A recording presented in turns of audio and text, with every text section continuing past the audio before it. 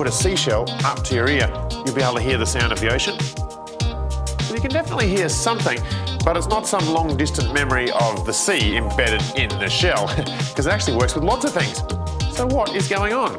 The short answer is that the shell, or whatever you use, just changes the background noise from the world around you. For example, in a soundproof room, you hear nothing.